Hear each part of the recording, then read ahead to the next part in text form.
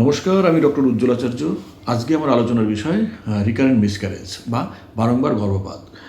20 সপ্তাহের আগে কোনো মহিলার পরপর 3 বার বা তার বেশি গর্ভপাত হলে তাকে আমরা বলি রিকারেন্ট মিসক্যারেজ বা বারংবার গর্ভপাত।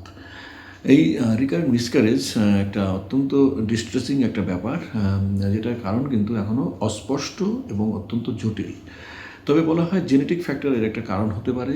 এছাড়া হরমোনাল ব্যাপার, ধরুন কারো ডায়াবেটিস থাকলে, থাইরয়েডের সমস্যা থাকলে, লুটিয়াল ফেজ ডিফেক্ট থাকলে কিংবা পলিসিস্টিক ওভারিয়ান সিনড্রোম থাকলে কিন্তু বারংবার গর্ভপাত হতে পারে।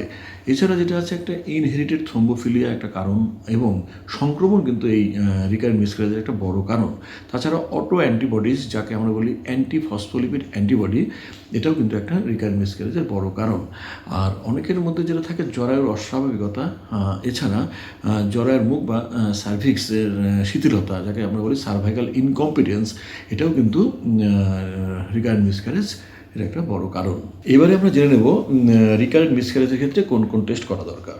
প্রথমেই ব্লাড গ্রুপিং অর্থাৎ এবিআরআইস, এছাড়া সুগার, থাইরয়েড বা TSH, VDRL, serum LH, toxoplasma antibodies, lupus anticoagulant, ultrasonography, hysterosalpingography, laparoscopy, স্বামী স্ত্রী উভয়ের কেরিওটাইপিং এবং এন্ডোসার্ভাইকাল সোয়াব, এই টেস্টগুলো কিন্তু রিকারেন্ট মিসক্যারেজের জন্য করা দরকার।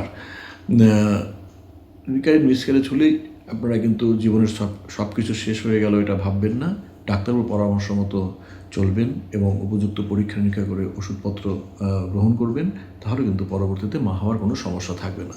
সবাই ভালো থাকবেন, সুস্থ থাকবেন। নমস্কার।